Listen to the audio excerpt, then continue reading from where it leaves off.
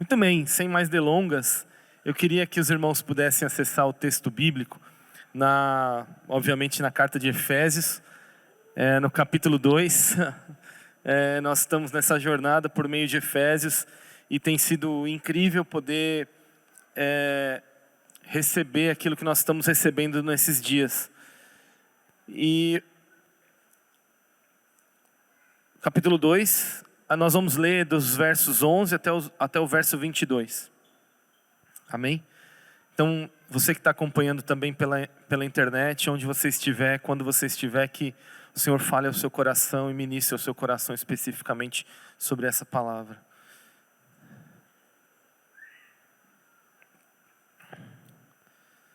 Amém. Diz assim, Efésios capítulo 2, dos versos 11 até o 22. Portanto, lembrem-se de quando no passado vocês eram gentios na carne, chamados incircuncisão por aqueles que se intitulam circuncisão, que é feita na carne por mãos humanas. Naquele tempo, vocês estavam sem Cristo, separados da comunidade de Israel e estranhos às alianças da promessa, não tendo esperança e sem Deus no mundo. Mas agora, em Cristo Jesus, vocês que antes estavam longe, foram aproximados pelo sangue de Cristo, porque Ele é a nossa paz. De dois povos Ele fez um só, e na sua carne derrubou a parede de separação que estava no meio à inimizade. Cristo aboliu a lei dos mandamentos na forma de ordenanças, para que dos dois criasse em si mesmo uma nova humanidade, fazendo a paz, e reconciliasse ambos em um só corpo com Deus por meio da cruz, destruindo a inimizade por meio dela. E quando veio, Cristo evangelizou paz a vocês que estavam longe e paz também aos que estavam perto, porque por meio dele ambos temos acesso ao Pai em um só Espírito. Assim, vocês não são mais estrangeiros e peregrinos, mas concidadãos dos santos e membros da família de Deus, edificados sobre o fundamento dos apóstolos e profetas, sendo Ele mesmo, Cristo Jesus, a pedra angular. Nele, todo o edifício bem ajustado cresce para ser um santuário dedicado ao Senhor. Nele também vocês estão sendo edificados junto com os outros para serem morada de Deus no Espírito. Amém. Vamos orar. Senhor, muito obrigado pela tua bondade e misericórdia em nos revelar a sua palavra. Obrigado pela tua intencionalidade, dedicação, Senhor, em cumprir toda a sua promessa, todo o seu plano, Senhor. Obrigado porque o Senhor não desistiu de nós. Obrigado porque o Senhor insistentemente nos perseguiu, insistentemente, ó Deus, organizou os tempos, os modos, até a plenitude dos tempos, quando veio o teu Filho Jesus, para em si criar uma nova humanidade, para a promoção da paz, Senhor. Obrigado pela tua bondade.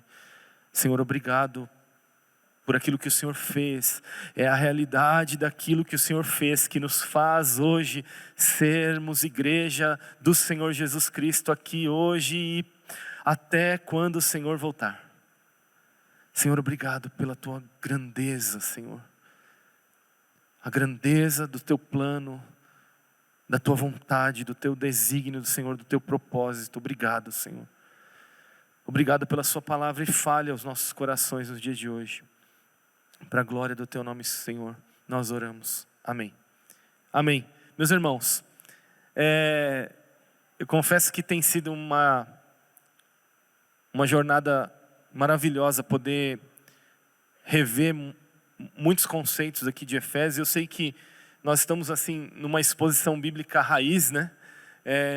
E eu sou daqueles que gostam das exposições bíblicas raízes, né? Eu me sinto muito bem quando eu vejo algum pregador, alguém falando biblicamente, expondo a Escritura.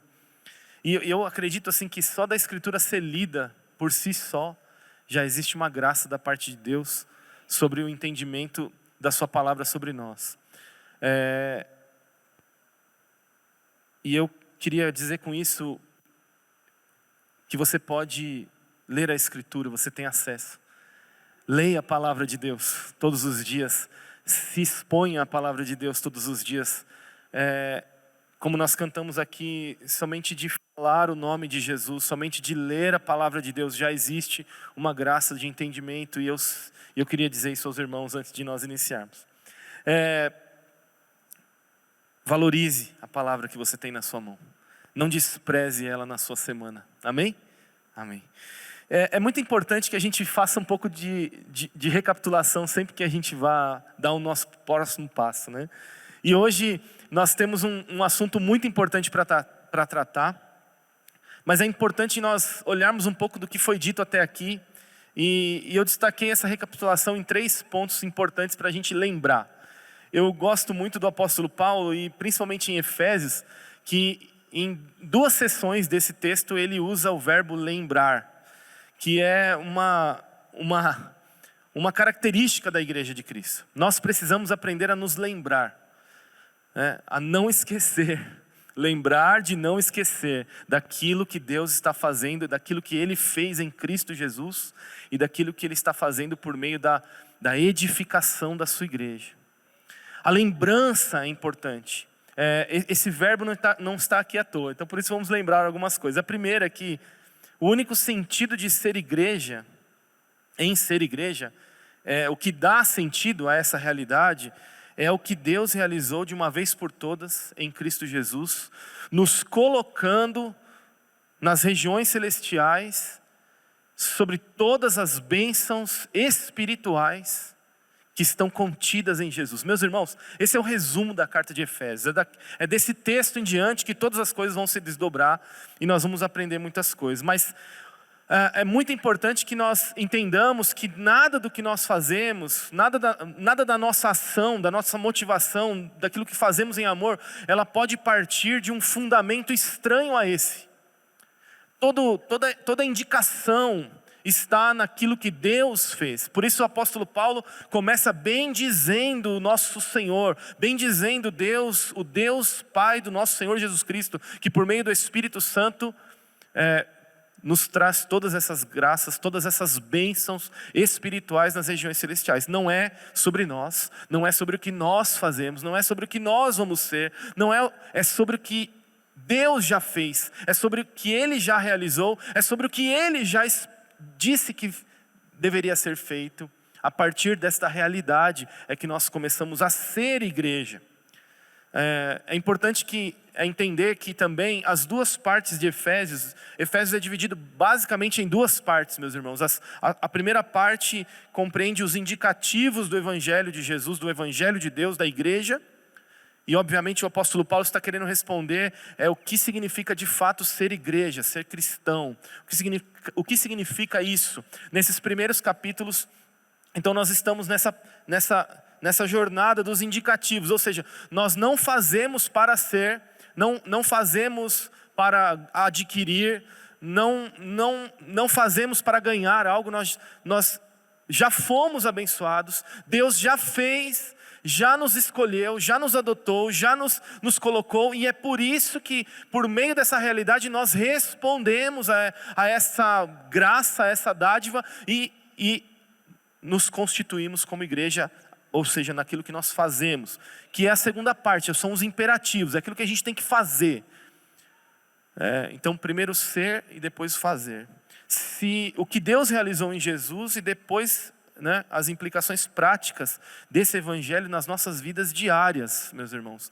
Veja que o apóstolo Paulo depois, nós vamos chegar num momento que ele vai trazer isso para uma aplicação mais real, mais prática. Já existem muitas aplicações que nós já podemos fazer, coisas que nós precisamos tratar, tratar a nossa identidade, o que nos move, a nossa essência, aquilo que está no nosso interior, a nossa cosmovisão, nosso pensamento, as nossas motivações.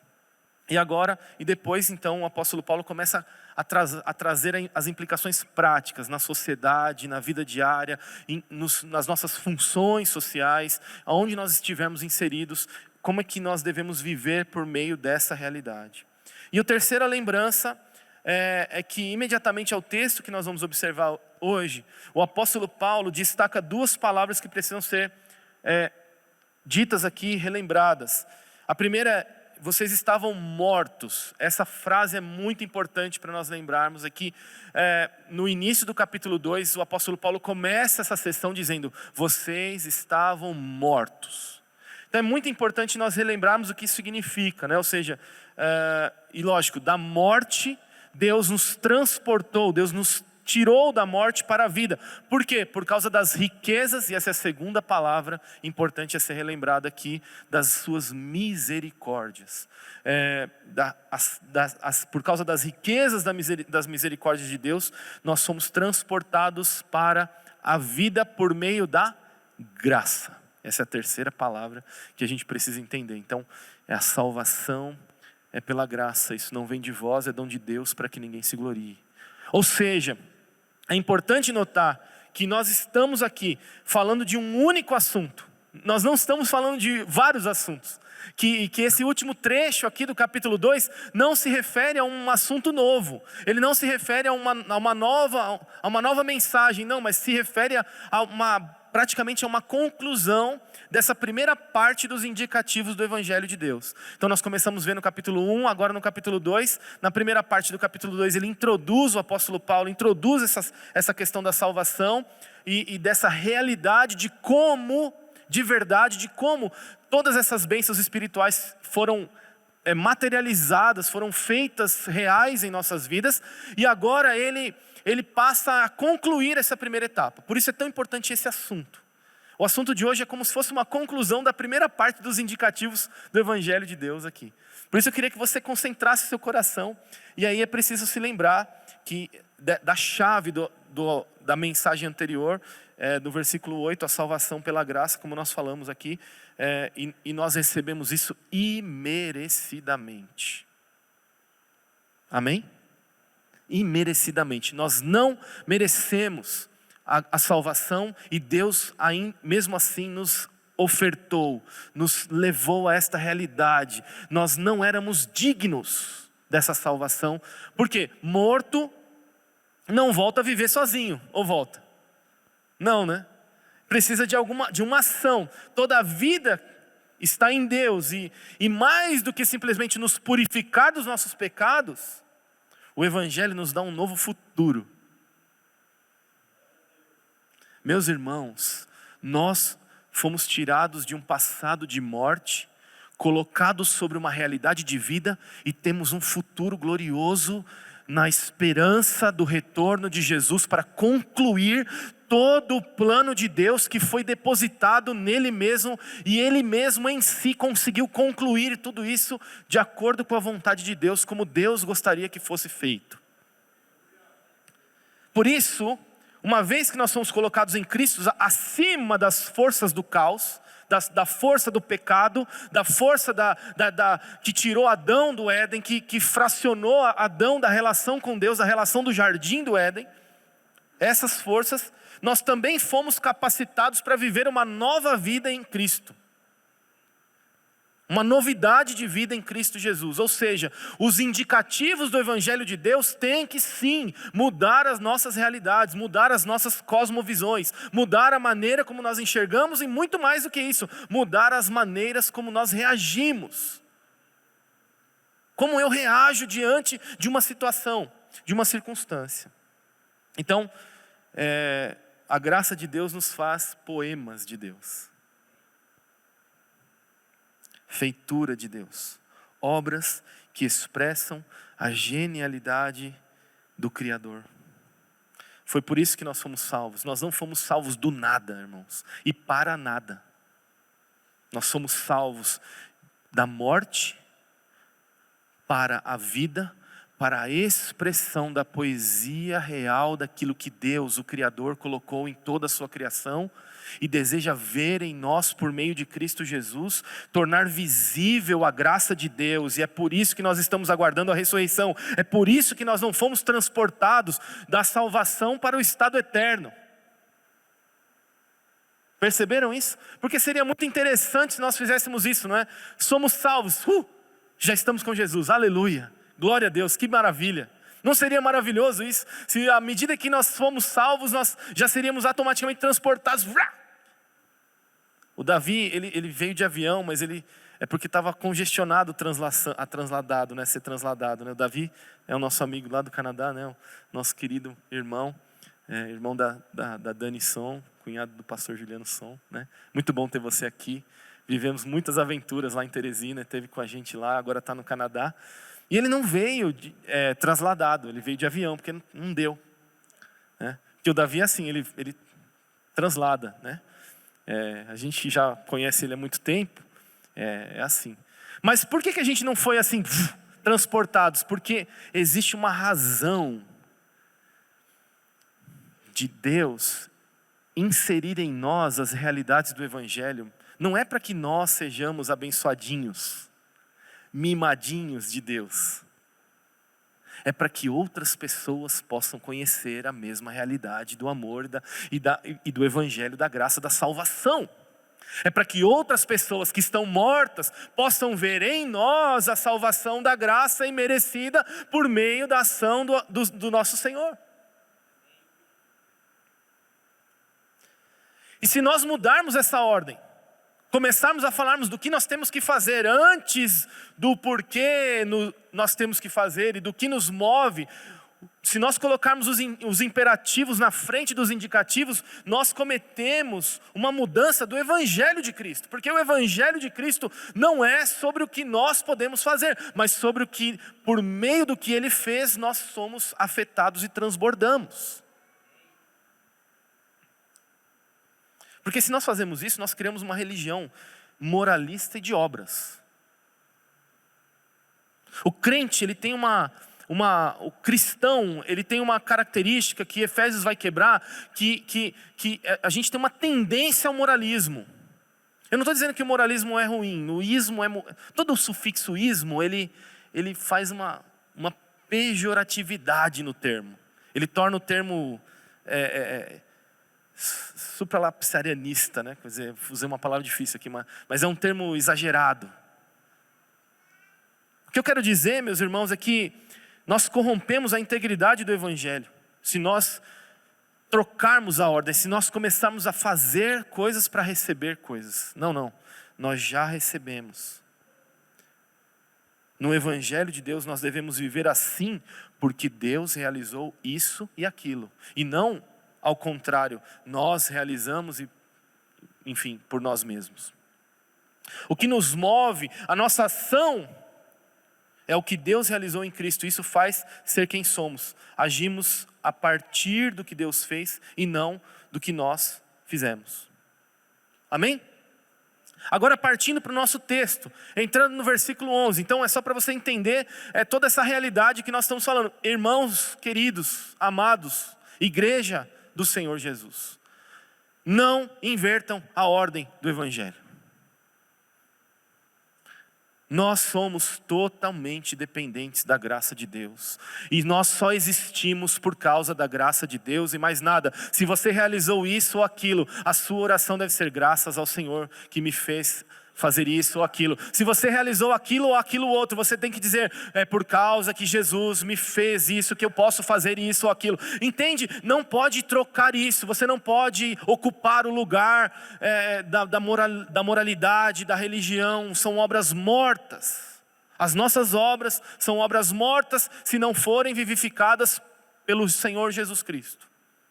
E por meio de tudo que Ele fez. Foi isso que nós vimos, basicamente, que a salvação é pela graça, dom de Deus. Isso não vem de vós. Agora, esse texto, como eu disse a vocês, ele representa a conclusão de uma primeira parte dos indicativos do Evangelho. Então é importante nós entendermos isso. Que a segunda metade do capítulo 2, ela vai falar especificamente do resultado lógico de tudo que foi exposto anteriormente por Paulo. Então ele está falando do resultado agora. Ele está concluindo o assunto e dizendo, olha, tudo aquilo que eu falei para vocês, desemboca nisso. Por isso, gente, faz assim, ó. Legal. Por isso é tão importante que você preste atenção no argumento de Paulo aqui. O argumento de Paulo, ele vai crescendo. Ele é um argumento progressivo.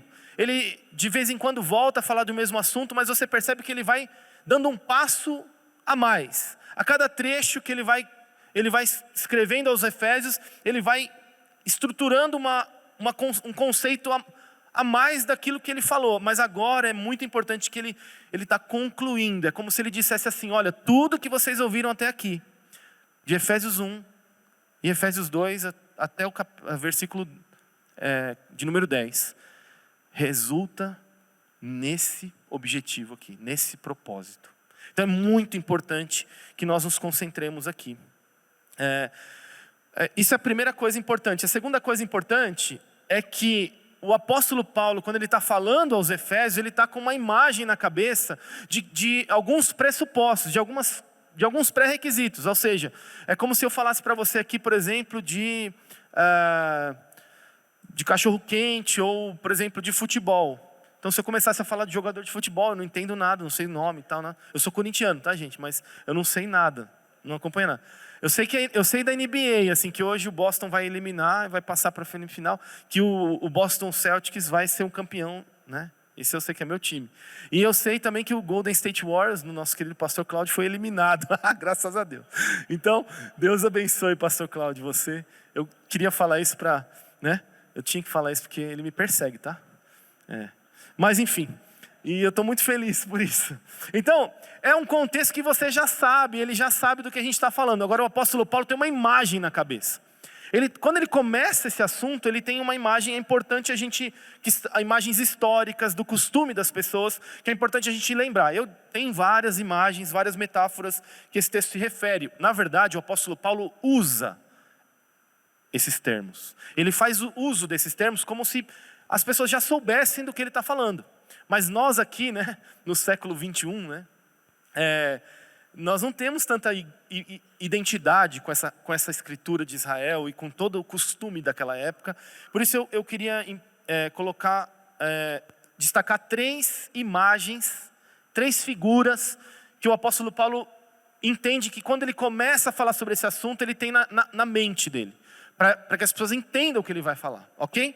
Então a primeira é que a intenção de Deus, essa imagem, o apóstolo Paulo pressupõe isso, que as pessoas já sabem que a intenção de Deus para o universo sempre foi fazer do universo o seu lugar definitivo de habitação. E no centro desse projeto de Deus, habitar com a humanidade, né, está a figura lá de Gênesis do jardim. Então, primeira imagem, ele pressupõe que o Deus criou o universo porque Deus queria habitar nesse universo com a sua criação. Ou seja, há um desejo, a intenção de Deus de que o universo que ele fez... então, assim, eu tenho pouco tempo para explicar tudo isso, na verdade, porque é um conceito mais longo da escritura de Israel, mas é um conceito da habitação de Deus. Deus criou o mundo para quê? A resposta é muito clara quando você observa. Ele queria descansar, é o lugar do descanso de Deus. Deus queria habitar no universo com a sua criação. Ele queria ter comunhão com a sua criação no universo criado. E aqui eu destaco 2 palavras. Memorize bem essas palavras, que essa imagem do apóstolo Paulo está em todo o discurso dele. Nós vamos precisar delas enquanto vamos desenvolver. Habitação, amém? Habitação e presença. Presença, são sinônimos, né? Ou seja, alguém que habita, ele está presente. Então, habitação e presença, enfim. E o que o apóstolo Paulo está também pressupondo? Que Deus fez esse lugar, o descanso de Deus implica a paz. Amém? A gente fala assim, cumprimenta o irmão, a paz, irmão. Tudo bem? A paz do Senhor, irmão. Né? Então, Mas não é essa paz que a gente cumprimenta o irmão, e nem a paz que a gente às vezes entende que é a ausência de guerra. Eu estou em paz, eu não estou passando por nenhuma guerra. Não, é mais do que isso que o apóstolo Paulo está imaginando que eles saibam, que é o shalom de Deus. E durante muitos anos, irmãos, eu traduzi shalom, o shalom de Deus, como bem-estar físico, emocional e espiritual. E eu vi que não é só isso. Eu percebi que por meio de Efésios, não é simplesmente um bem-estar pelo bem-estar. A paz, o shalom de Deus, é mais do que só esse bem-estar e mais do que só essa ausência de guerras. Eu não estou em guerra com a Argentina, nem com o Uruguai, eu não estou participando da guerra da Ucrânia lá com a Rússia. Eu estou em paz, não é isso. Mas é um sentido de todas as coisas estão no seu devido lugar, tudo está em ordem, em harmonia. É mais do que só ausência de guerras. Por quê? Por exemplo, eu não sei se vocês ouviram a história daquele pintor que pediram para ele desenhar a paz. E ele foi lá, fez um passarinho no meio de uma cachoeira, e aqueles galhos e tal, aquele galho bem fininho, e aquela turbulenta cachoeira e tal. E as pessoas falaram, nossa, mas por que você fez esse passarinho? Ele falou, olha, independente das circunstâncias, das águas ali, tudo bem, aquele passarinho está em paz. Ou seja, a paz não é uma relação dos arredores, mas de um estado de ser harmônico, organizado, equilibrado. Gente, e eu sou fã do universo, eu já falei aqui várias vezes, mas quando você olha para o universo criado, você vê a inclinação da Terra, os ângulos, os asteroides, né, de Saturno e toda a organização do universo para fazer do planeta Terra um lugar propício para a vida que nós temos. É uma coisa impressionante. Tipo assim, loucura. Por exemplo, quando você vê um movimento dos astros, dos planetas em torno do Sol. A gente é acostumado a ver aquela imagem plana, né? E os planetas girando, e a gente faz o trabalho com isopor, né? E coloca todos os planetas e tal. É aquela coisa assim. Mas na verdade é um movimento espiral. Né? Ou seja, o Sol também está em movimento e todos os astros estão em movimento espiral por meio desse Sol. Então o Sol está girando em relação a alguma coisa e os astros também estão girando e assim, não se chocam, né? Quer dizer, eu fico assim, gente, é perfeito. Isso é mais ou menos o que é o Shalom. É as coisas em ordem. E na verdade é o oposto do que aconteceu em Gênesis 3, né? Então é importante entender isso, porque essa é a segunda imagem. A primeira imagem, então, a habitação, o lugar de descanso de Deus, a paz. E a segunda imagem, todos nós abandonamos esse papel porque na verdade, por que nós fomos colocados aqui no universo? Para manter essa ordem, manter essa paz. Cuidar do universo criado de Deus. Nós fomos colocados nesse universo como mordomos do universo de Deus. Mas as forças de Gênesis 3 atingiram o coração do homem e bagunçaram essa vocação humana. A vocação humana de quê? De viver em shalom, de viver em harmonia perfeita, de viver em plena organização, em plena harmonia, em pleno equilíbrio. Todos nós, essa segunda imagem, abandonamos esse papel a partir de Gênesis 3. Então a humanidade se afastou de Deus. A humanidade se separou de Deus e se alienou do seu marco referencial.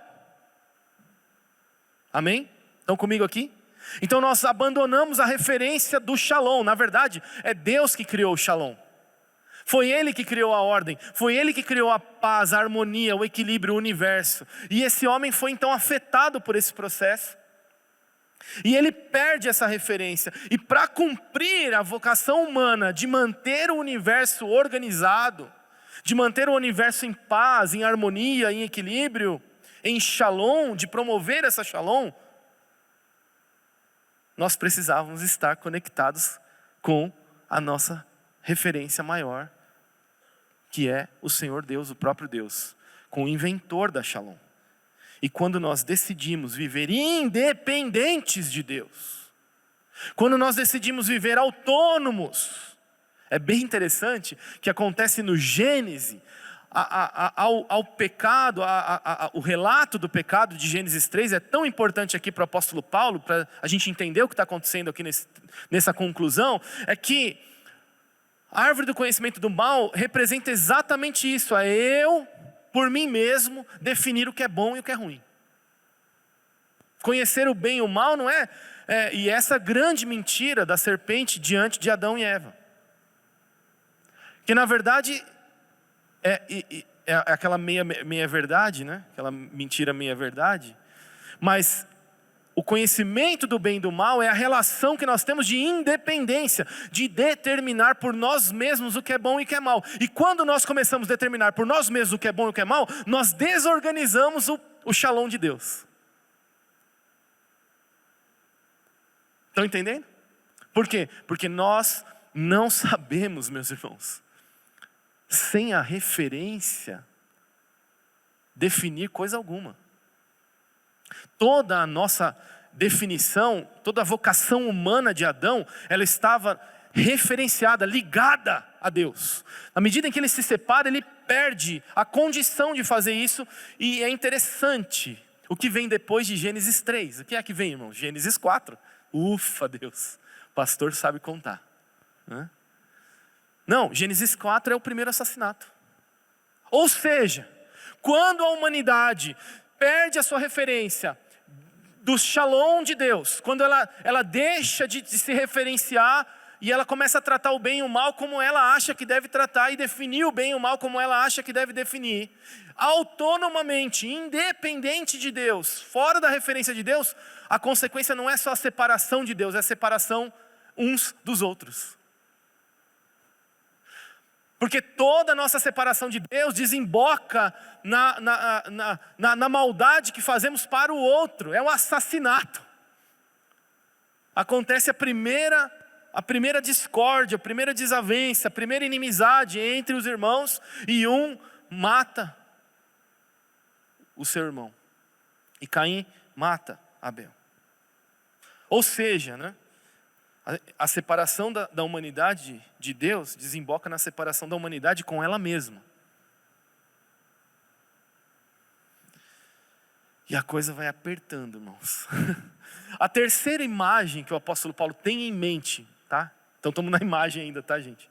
A terceira imagem é o terceiro fato de que Deus, ao invés de ter desistido do seu plano original, Ele trabalhou durante toda a história e trabalha hoje para cumprir esse plano. Que plano?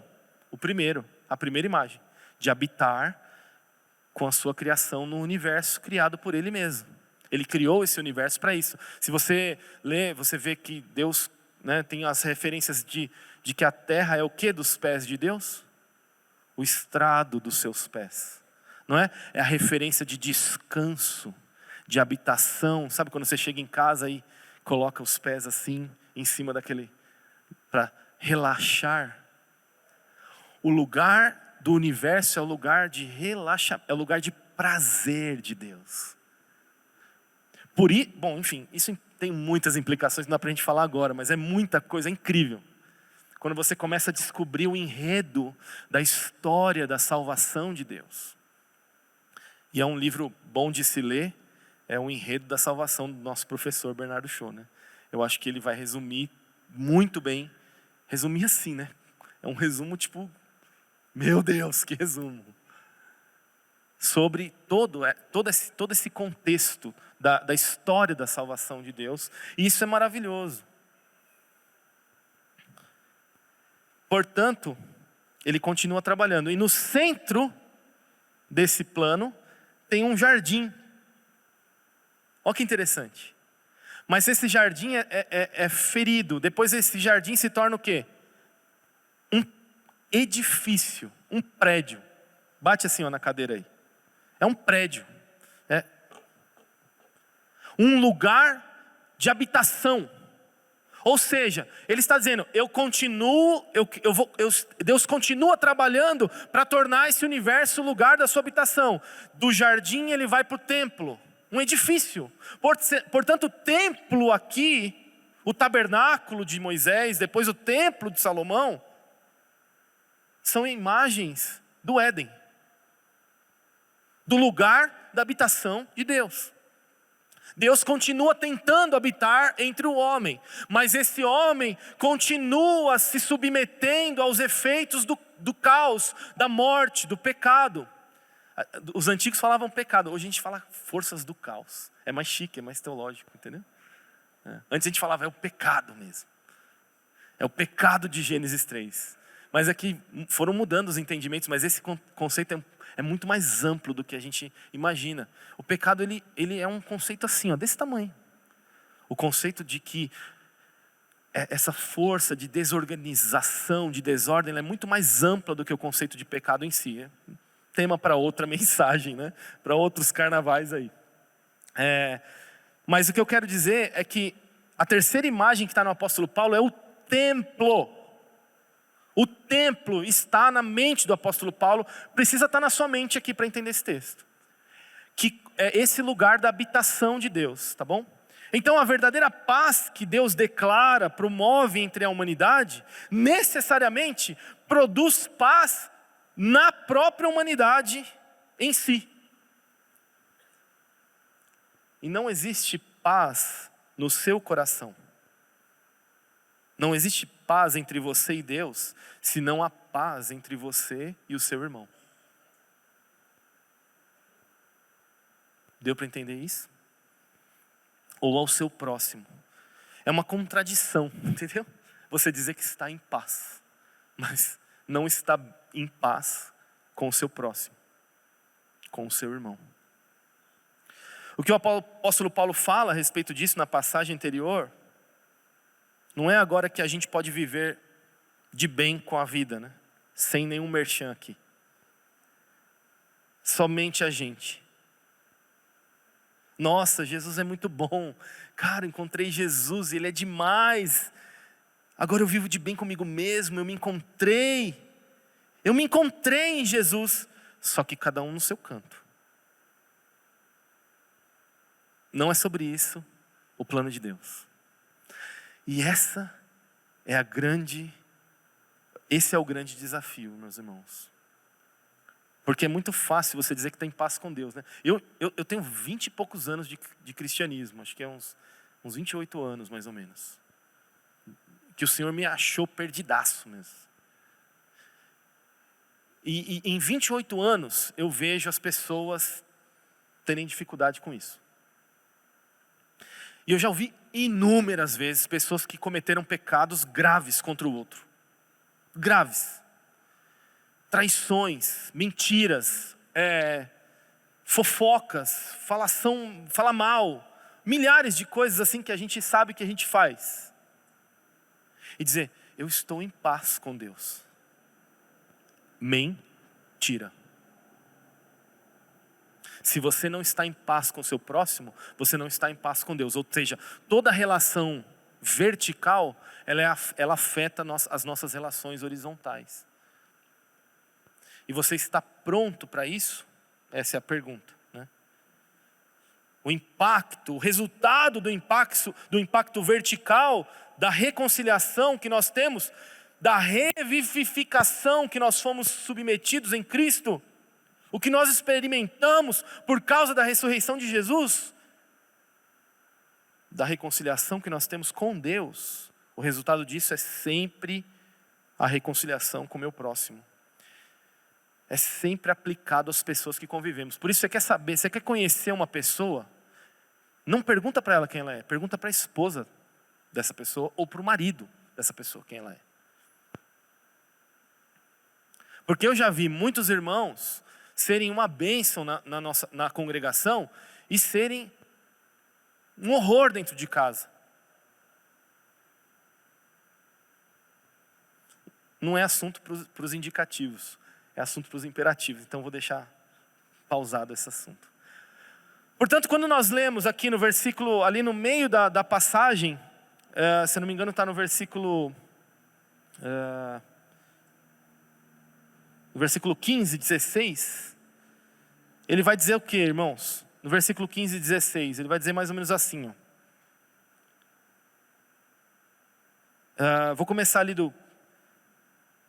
porque ele é a nossa paz, de dois povos ele fez um só na sua carne, derrubou a parede de separação que estava no meio, a inimizade. Cristo aboliu a lei dos mandamentos na forma de ordenanças, para que dos dois criasse, presta atenção nisso, esse é o centro desse versículo, é a chave dessa passagem, para que dos dois criasse em si mesmo uma nova humanidade, fazendo a paz. Meus irmãos, Jesus, ele redimiu, ele recuperou, vamos dizer assim, a palavra mais certa, a vocação humana de trazer shalom para o universo. Shalom para as nossas relações, paz para as nossas relações, para a organização da nossa vocação. Portanto, a gente pode dizer com todas as letras que Jesus, preste bem atenção nisso, Jesus na igreja é a nova humanidade de Deus para a vocação humana da paz ou do shalom. É Jesus na igreja, a nova humanidade de Deus para a vocação humana da paz, do shalom. Porque, e aí ele vai dizer, a partir dos versículos que estão ali, a partir do versículo 11, em todo esse trecho, ele vai dizer como que isso é realizado. Como é que Jesus se torna em si mesmo, na igreja, ele faz dois povos um só, ele junta, ele quebra o muro, ele traz unidade, ele quebra a inimizade. Essa palavra unidade vai começar a ser falada daqui a pouco, não é agora, mas você vai começar a ouvir essa palavra, unidade. Ele junta dois povos que eram estranhos. E agora, do versículo 11 ao 12, ele vai dizer como é que ele faz isso. Então ele começa dizendo, olha, vocês eram chamados gentios, estavam longe, por aqueles que eram chamados da incircuncisão. Ele dá um rótulo para os gentios. Vocês são o povo da incircuncisão, chamados pelo povo da circuncisão feita por mãos humanas. Ele meio que tira um sarro aqui. Parece uma ironia essa relação do apóstolo Paulo. Ele fala, olha, vocês gentios, vocês efésios, estavam longe, não eram judeus, não estavam conectados à presença de Deus, não estavam conectados na realidade do templo, da presença de Deus. Mas eles chamam você de incircuncisão, mas a circuncisão que eles falam, que eles dizem que é tão importante, é feita por mãos humanas. Que é, no 8º dia de vida do bebê, a retirada do prepúcio do pênis. Deve ser uma dor imensa, né? Mas eles faziam isso. Mas o que Paulo está falando assim? Que não há mais agora gente incircuncisão e circuncisão, que é, na verdade, a circuncisão feita por mãos humanas é apenas um rito, que não representa absolutamente nada se não for entendido pelo coração. É mais uma ordenança que pode ser feita com o coração totalmente vazio, meus irmãos. Com o coração sem nenhum entendimento sobre o que Jesus fez e quem Ele é. E sobre o real motivo de fazer isso. Apenas um rito. E aí o apóstolo Paulo vai dizer, vocês estavam separados de Israel nos versículos 11 e 12. Vocês estavam separados de Israel, como dissemos, a revelação da presença revelada por meio da relação com Deus e Israel. Porque na verdade Deus escolheu Israel para a vocação da paz. Mas Israel foi incapaz de manter o shalom de Deus. Eles construíram um templo e negaram, continuaram submetidos às forças do pecado, da rebelião, do caos, da morte. E o que aconteceu? Deus destrói aquele cativeiro, Deus destrói aquele templo e leva os cativos. Ou seja, eles não cumpriram a vocação de Deus de manter a presença de Deus. E muito menos isso, eles não entenderam o que significava essa vocação, que na verdade Deus não estava pensando apenas em um único povo, mas estava pensando em todo o universo criado. e que eles serviriam apenas de vitrine para essa relação entre Deus e a sua presença e o seu povo. Ele diz mais nesse versículo, que eles eram estranhos à promessa, os gentios eram estranhos à promessa. Gentio é todo aquele que não é judeu, tá? Separados da realidade da presença de Deus e do plano de Deus. E da vocação do Shalom. Era assim que nós estávamos, por isso nós estávamos considerados mortos. Mas veja, quando Jesus conta a parábola do filho perdido, preste bem atenção nisso. Ele fala de 2 filhos, não de um. Ele não considera que apenas um está morto, ele considera que 2 estão. Tanto aqueles que eram de Israel, quanto aqueles que eram fora do povo de Israel. Os 2 filhos estavam fora, estavam mortos, precisavam de salvação. Não entenderam o coração do pai alegre em receber aquele irmão que havia voltado, que fora vivificado. Eles eram não só separados, estranhos às promessas da aliança. E é interessante essa questão da aliança aqui, meus irmãos, porque os gentios, a aliança era uma aliança de sangue. É a aliança de Abraão, que nós falamos aqui. Então, se você tiver alguma dúvida em relação a isso, ouça uma mensagem, uma das primeiras mensagens que nós pregamos aqui, sobre promover o amor a Deus, vai falar sobre essa aliança. Sangue, preste atenção, sangue está no pacto da aliança do povo de Deus, quando ele faz a Abraão, ele mostra aquela imagem dos animais mortos, e ele tem que passar em cima daquilo ali. Aquilo é sangue, é morte. Por isso o apóstolo Paulo mais para frente vai usar a figura do sangue. E eles não só estavam estranhos à promessa da aliança, como também separados de Deus. Meus irmãos, por quê? Porque a representação de Deus estava sobre o povo de Israel. E a incapacidade do povo de Israel de demonstrar essa aliança a todas as pessoas promovia separação, inimizade. E essa nunca foi a vontade de Deus. Eles não só estavam separados de Deus, mas também, eu acho muito forte quando o apóstolo Paulo diz, separados da esperança. Meus irmãos, isso é muito forte. Porque você pode até estar achando que está separado de Deus e tem vida, mas quando você entende que longe de Deus você não pode ter esperança de um futuro, isso é desesperador. Então a situação da humanidade submetida sobre o caos, ela é uma vida sem sentido, sem propósito, sem referência, sem futuro, sem esperança. Porque a única esperança está em o fato de que nós fomos colocados em Cristo Jesus sobre todas as bênçãos espirituais nas regiões celestiais. Essa é a única esperança que nós temos, meus irmãos. E quando nós constituímos a igreja, nós começamos a fazer segregações. Eu vou atingir determinado público-alvo. Durante muitos anos, eu pensei na igreja, eu vou confessar aqui, eu pensei na igreja sobre público-alvo.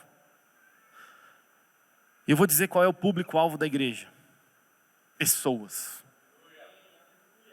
De todos os tipos, de todas as facções, de todos os jeitos, de todas as personalidades, de todos os perfis, de todas, essa aqui acho que não. Orientações políticas, não, orientações políticas. Não, essa aqui não, gente. De todas as orientações políticas, de todas as filosofias, calma, que respondem ao Cristo ressurreto, morto e ressurreto.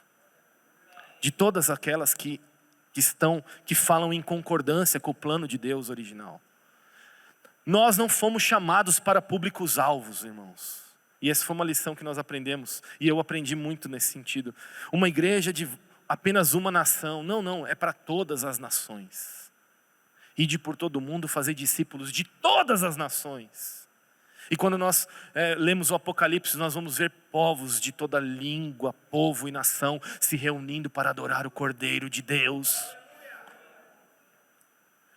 E nós estamos restringindo o público-alvo da igreja. Não, o público-alvo aqui é a Barra Funda. Sim, também. Nós queremos ganhar Barra Funda para Jesus. Nós queremos que todos conheçam, que todos conheçam Jesus, essa realidade de todas as bênçãos espirituais nas regiões celestiais. Nós queremos que as pessoas saibam, por meio das nossas relações, quem é o Cristo que nos salvou por meio da graça que não vem de nós, é dom de Deus. Eu não preciso me esforçar para fazer isso. Eu não preciso pagar promessas para ser salvo. Eu não preciso me esforçar para ser quem eu não sou, para ser alcançado pela graça do Senhor Jesus. Mas tudo que eu sou precisa responder a essa realidade. Entenderam isso, meu irmão? Meus irmãos, nos versículos 13 e 14, a figura do muro derrubado é muito interessante, que ele diz, o muro foi derrubado. Então, ele fala, nós fomos aproximados. Aqui nesses 2 versículos nós temos 3 questões importantes. A primeira, que nós fomos aproximados pelo sangue. O que implica isso para mim? Para a escritura aqui, né? Nesse sentido do que Paulo está falando. Em seu sacrifício, a oferta que Jesus faz, um único povo, em seu sacrifício e oferta, Jesus faz um único povo de si mesmo. Antes as alianças eram baseadas em sangue, como eu falei, de animais no templo e por meio da obediência da lei. Agora é por meio de Cristo Jesus. Antes Deus tentou trazer o shalom por meio das ordenanças, da lei e também do sacrifício. Do templo, da presença. O que eles faziam? Tinham que ir lá sacrificar e o sacerdote tinha que levar diante de Deus a oferta do povo. Para quê? Para conectar o povo, para remir os pecados. Mas mais do que remir os pecados aqui, ele está dizendo, em si mesmo Jesus, por meio do seu sangue. Agora ele coloca o elemento da aliança, é a garantia, é o selo, é aquele carimbo final. No céu não tem aquele carimbinho, carimbaço lá, aquele negócio, né? Não, é o único carimbo da aliança, é o sangue de Jesus Cristo. E esse sangue é eficaz para promover a nossa salvação definitivamente. É para nos guardar em Cristo Jesus até o dia da consumação dos dias. O sangue de Jesus é quem nos aproxima. Isso é garantia certa de resultado, meus irmãos. E por meio desse sangue ele faz um só povo. Não tem barreiras, ele derrubou a barreira. Porque ele cita a imagem do muro. A imagem do muro é literalmente o muro do templo, que fazia separação entre os gentios e os judeus, e os Israel, os do povo de Israel, os judeus, os da circuncisão e os da incircuncisão. E esse muro foi derrubado. O que ele está querendo dizer? Que agora, antes o acesso a Deus era por meio das ordenanças e do templo. Agora o acesso a Deus é por meio de Jesus. Jesus, ele dá acesso, ele é a porta. E ele mesmo diz em João, ele diz, eu sou a porta. Quem passar por mim vai encontrar pastagem. Porta das ovelhas. Mais do que isso, então esse versículo, nos versículos 13 e 14 a gente vê essa separação, que essa separação foi eliminada. Meus irmãos, essa é a ênfase de todo o resultado. Tudo que Deus fez do capítulo 1 até agora, culmina nesse resultado. Deus fazendo um único povo por meio de Jesus, por meio do seu sangue. Deus não discrimina mais ninguém. Nós é que podemos nos discriminar. Quer dizer, não poderíamos. Mas no sentido de querer fazer a ligação por nosso meio. Ou seja, eu não posso me conectar ao Senhor por meu esforço. É por meio do esforço de Jesus. Eu preciso me render a condução de Jesus, para ele fazer um povo ao seu sangue. Esse muro foi derrubado. E agora os gentios têm acesso à presença de Deus. Ou seja, a presença de Deus não está mais referenciada. Nesse caso, especificamente, nós podemos afirmar isso com esse texto. De que no que tange ao acesso ao Pai, no que tange ao acesso à presença de Deus, não há mais gentio e judeu. Não há mais Segregação. A segregação é a pior doença da igreja de Jesus. Ricos e pobres, bonitinhos e feios. Bem que eu não acho que ninguém é feio. Tem pessoas que têm a beleza agressiva. Então, nenhum tipo de segregação que nós podemos fazer, ela é aceita mais agora, porque o próprio sangue de Jesus é que nos aproximou. Quando você segrega, quando você discrimina, quando você impede, quando você faz alguma coisa, logicamente que porque tem um jeito certo de viver, tá, gente? Quando a gente fala isso, parece que a gente está falando, pode tudo. Tem um jeito certo. Se você está visitado pela indicação do Evangelho de Jesus, você vai viver de um jeito que Ele quer. Você vai responder a essa realidade. Porque responder à realidade de Jesus é amar não somente a Deus, mas também ao próximo. E o respeito deveria ser uma bandeira do cristianismo. E nós perdemos essa bandeira. Se em algum dia nós tivemos essa bandeira, e eu acho que sim, nós perdemos.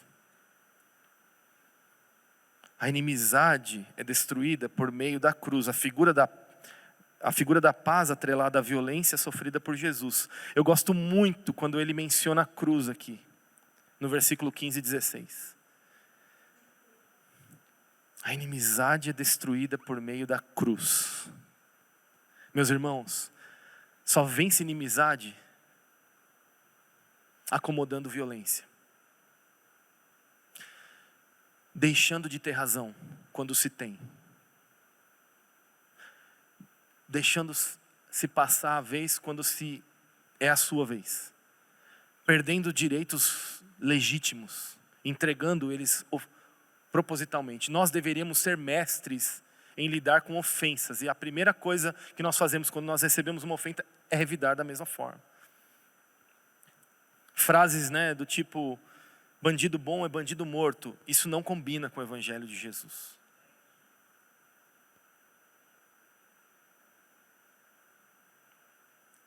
Não, se vir para cima eu vou matar mesmo, eu vou tirar tal. Isso não combina com o Evangelho de Jesus. Porque Jesus, entre matar ou morrer, Ele escolheu morrer. Ele poderia nos matar. Ele tinha direito de nos matar. Nós éramos estranhos, ofensores da glória de Deus. E Ele escolheu morrer no nosso lugar. Esse é o exemplo de Jesus, a vocação. Por fim, nos versículos 17 e 18, a paz foi anunciada. E o acesso agora é definido pelo Espírito Santo de Deus. Cristo evangelizou paz entre os de perto e os de longe.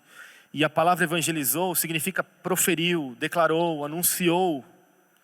E meus irmãos, qual que é a imagem aqui que nós falamos aqui? É essa imagem. Antigamente os gentios não tinham opção de estar com Deus. Eles só tinham uma opção, as trevas. Quando Jesus veio, ele trouxe a luz aos gentios. Então agora, por isso que ele fala, o reino de Deus é chegado, porque em outros momentos o gentio não tinha acesso à presença de Deus, ele não sabia o que era isso, ele não podia chegar até esse lugar da habitação de Deus, da presença de Deus. E agora a linguagem do apóstolo Paulo é, vocês têm acesso. Vocês possuem uma carteirinha de acesso à presença de Deus por meio da cruz de Cristo, por meio daquilo que Ele fez. Ele recebeu sobre si a ofensa, Ele recebeu sobre si a violência. E meus irmãos, isso me preocupa muito, porque eu tenho visto as nossas relações serem permeadas por violência na fala, por violência na indumentária, por violência nas atitudes, por violência nas relações. E Deus está nos chamando para a paz.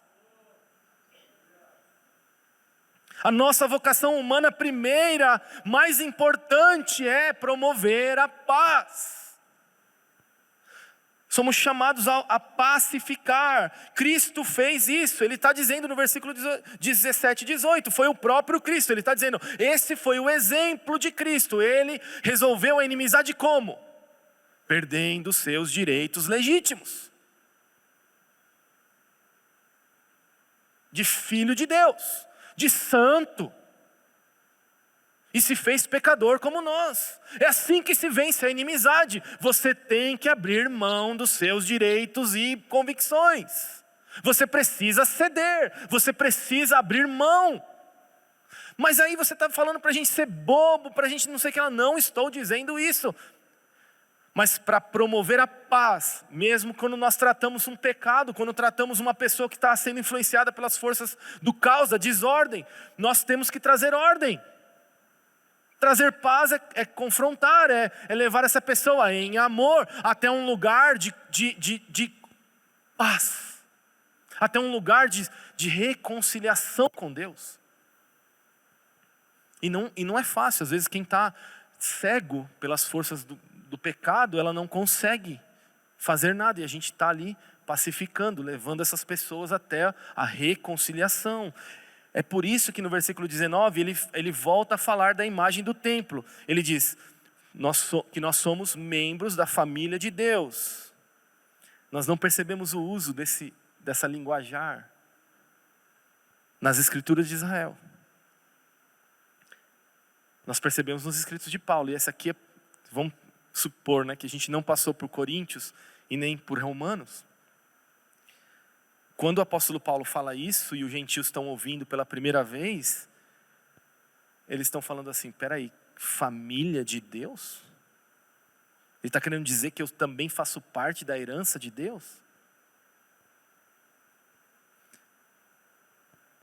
O conceito agora é que em Cristo nós somos feitos membros da família de Deus. E agora, de uma vez por todas em Cristo, o Senhor resolveu o problema de criar uma nova humanidade. Por quê? Agora a presença de Deus não se manifesta mais no templo. Não se manifesta mais no jardim.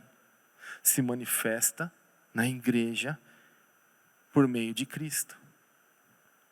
A igreja é vocacionada para a paz. Por isso, quando nós fomentamos inimizade, quando nós fomentamos discórdia, segregação, dissensão, nós estamos negando a vocação primeira da igreja. E nos versículos 21 e 22 ele conclui, nele, e eu gostaria de destacar essa palavra, nele, em Cristo, que se repete durante todo Efésio, toda a carta de Efésios. Ela é central aqui, nele. E outra palavra que é central aqui, vocês. Vocês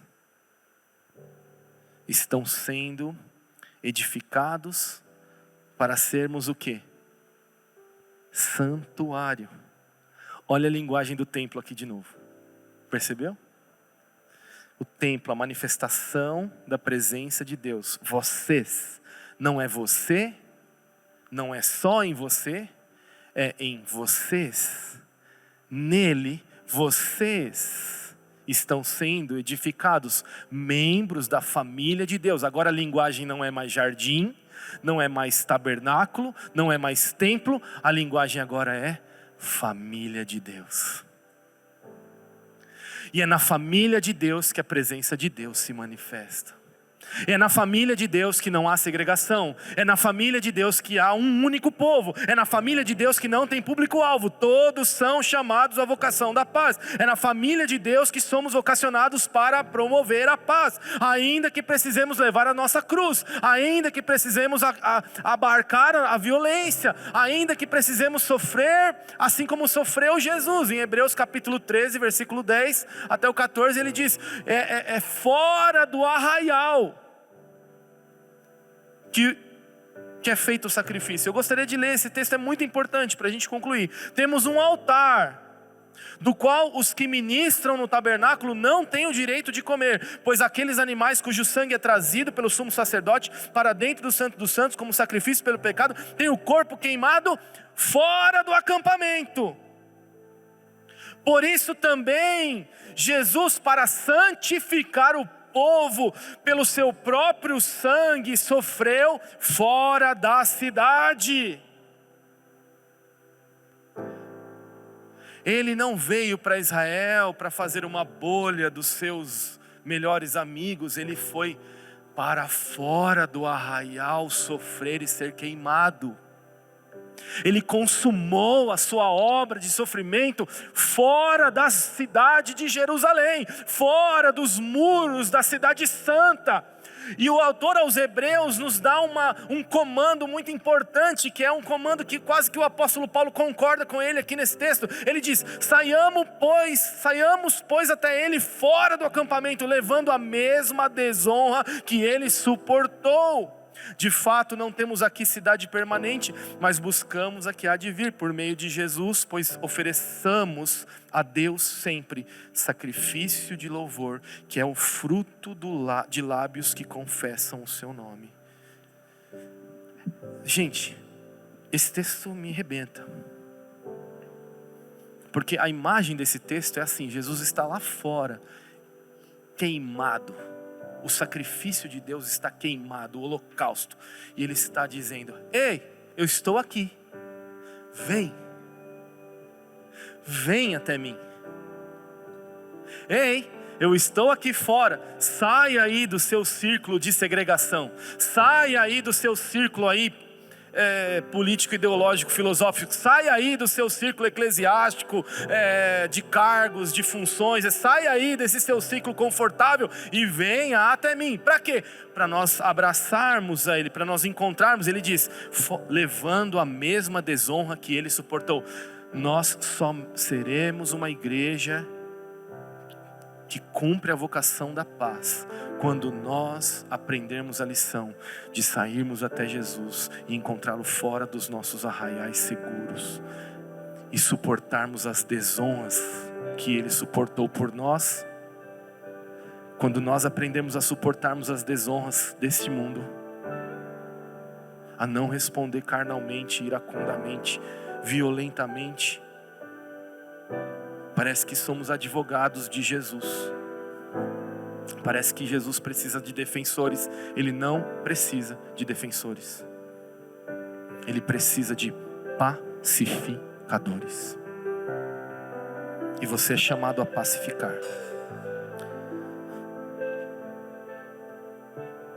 Nós somos, a igreja está sendo edificada como templo, lugar da presença de Deus. É aqui que a presença de Deus se manifesta. A cultura que estamos cultivando é importante. Cultura de amizade, cultura de paz, cultura de shalom, de harmonia, de leveza, de manutenção dos vínculos da paz. Como que nós reagimos quando somos ofendidos ou quando somos afetados por algum tipo de violência? Você percebe a vocação humana sendo a expressão do plano de Deus? Quanto mais humanos nós nos tornamos, não no sentido dos direitos humanos, tá? Já repeti isso várias vezes nas homes, onde eu ensinei sobre isso. Mas quanto mais pacificador, quanto mais acomodador de violências, quanto mais manso, quanto mais humilde nós nos tornamos, mais nós temos a capacidade de carregar os fardos deste mundo, meus irmãos. E nós somos chamados a isso. Somos chamados como igreja a carregar os fardos desse mundo pesado. É somente a igreja que pode fazer isso. E você precisa dizer: eu quero fazer isso por meio de Cristo Jesus. Nós somos chamados à reconciliação e a expressar toda a realidade da paz nesse mundo até a consumação do plano de Deus. Você entende essa bênção? Amém? Entendes também essa responsabilidade? Então eu gostaria de orar por tudo que eu vi aqui nesse texto. Eu gostaria de orar por uma cultura de amizade, reconciliação, leveza em nossas relações. Ainda que tenhamos que tratar das consequências de Gênesis 3, o pecado e a morte em muitas pessoas, que façamos isso por meio dos vínculos da paz de Cristo Jesus. Eu queria orar por isso. E a segunda oração, eu gostaria de orar com você como igreja, é para que, como igreja, a partir dessa realidade, a capacidade vinda de Deus de não sermos violentos, ainda que tenham sido violentos conosco, que o Senhor nos leve a um lugar de pacificação, de shalom, em tudo que fizermos, na nossa relação intrafamiliar, na nossa relação no nosso trabalho, na nossa relação dentro da igreja, em todas as nossas relações, nós somos chamados a pacificação, ainda que precisemos, por meio da cruz e das ofensas, promover a paz. Eu sempre digo uma frase para os meus amigos, e essa frase eu carrego muito em tudo que eu faço, e em todos os meus envolvimentos missionários, em todos os meus projetos, em tudo que eu pessoalmente fiz, né, ligado à igreja sempre, mas que eu pessoalmente estive envolvido. Eu sempre disse isso: se tudo der errado, deixa o prejuízo comigo.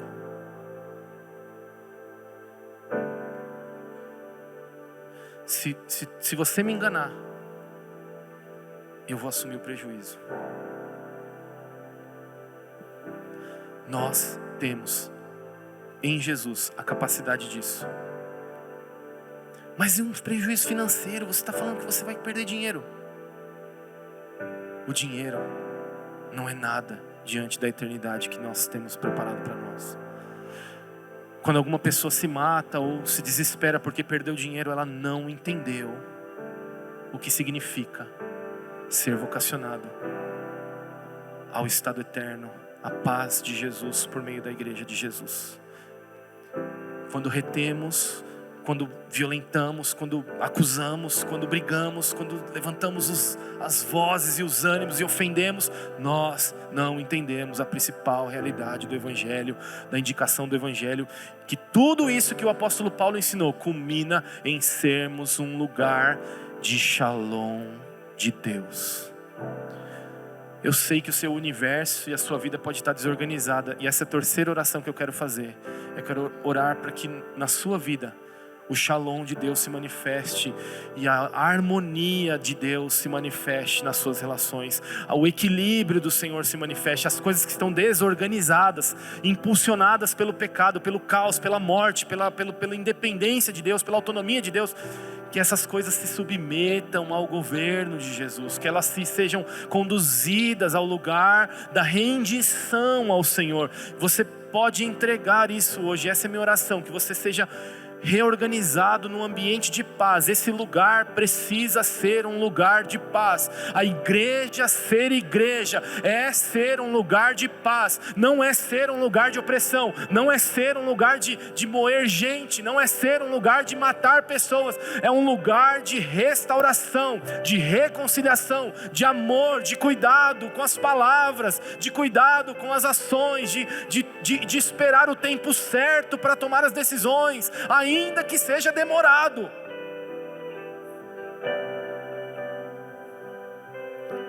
Um lugar onde nós não falamos mal dos nossos irmãos, ainda que tenhamos o direito de fazer isso.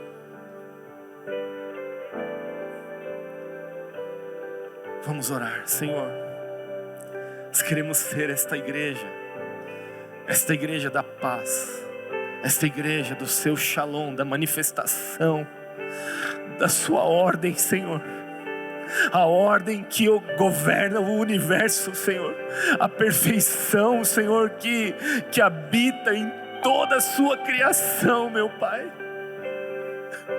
Senhor, por muitos anos, Senhor, temos sido uma igreja, ó Deus, briguenta, Senhor, por causas, Senhor, irrelevantes. Temos sido uma igreja violenta, Senhor, com palavras abusivas, Senhor, com argumentos, Senhor, ó Deus, que desconsideram a pessoa humana em toda a sua complexidade, Senhor. Temos sido muitas vezes uma igreja, Senhor, que no Brasil tem matado pessoas, Senhor. E fomos convocados por Jesus, por meio de tudo que o Senhor fez, a promover shalom, a promover a tua paz, o teu descanso, Senhor. Por isso, Senhor, a minha oração é que nós sejamos uma igreja onde a cultura da amizade, da reconciliação, da leveza nas relações nos levem, Senhor, a um lugar, ó Senhor, de paz, a um lugar, ó Deus, de plenitude de vida. Fomos vivificados com Cristo, por isso o que sai de nós precisa ser vida, vida em abundância, Senhor. E eu oro, Senhor, pela nossa comunidade, Senhor, mesmo que tenhamos pessoas submetidas às forças do caos, da morte, Senhor, que sejam tratadas em ordem, em amor, em cuidado, Senhor, ó Deus, e que se a partir desse tratamento sejam amadas e levadas à realidade, ó Senhor, de todas as bênçãos espirituais das regiões celestiais em Cristo Jesus, até que toda a sua consciência seja aberta, limpa, Senhor, plenamente, Senhor, da tua presença, do teu descanso, da tua habitação. Eu oro, Senhor, para que tenhamos, Senhor, a partir dessa realidade, Senhor, uma fala não violenta, Senhor, para que tenhamos, Senhor, um agir, ó Deus, manso, humilde, Senhor, ó Deus, cuidadoso, que promove a paz nas nossas relações em tudo que fizermos, Senhor. Ó Deus, em nome de Jesus, a minha oração pela nossa comunidade é que aqui, nesse lugar, e aonde nós estivermos, que haja paz, que haja reconciliação, que esses sejam os frutos, o resultado, Senhor, da nossa relação, Senhor, que haja um lugar de shalom, um lugar de ordem, um lugar de harmonia, um lugar, Senhor, onde as pessoas são constrangidas pelo teu amor, Senhor, ó Deus, a mergulharem na realidade e nas realidades do teu amor, ó Deus, da tua salvação, ó Senhor, de tudo que o Senhor fez em Cristo Jesus por nós, Pai.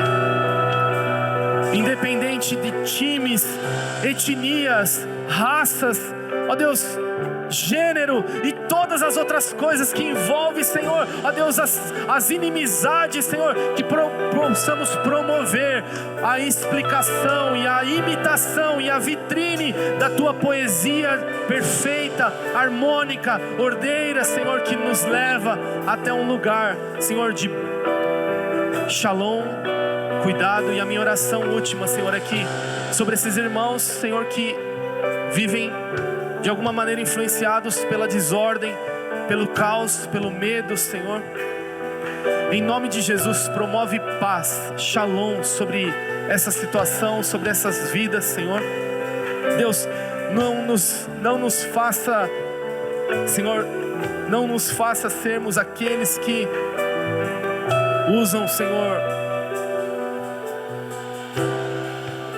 de desculpas esfarrapadas para cobrir o nosso pecado, mas nos faças aqueles, Senhor, que reconhece que tem andado uma vida distante do Senhor e se submetem, Senhor, ao teu amor e ao teu cuidado e todos os processos que o Senhor deseja para nos levar até a realidade de Cristo Jesus em todas as bênçãos, Senhor, nas regiões celestiais, Pai. Que haja paz sobre a vida dos meus irmãos, em nome de Jesus, em nome de Jesus. Fique de pé, vamos adorar e nós já vamos encerrar esse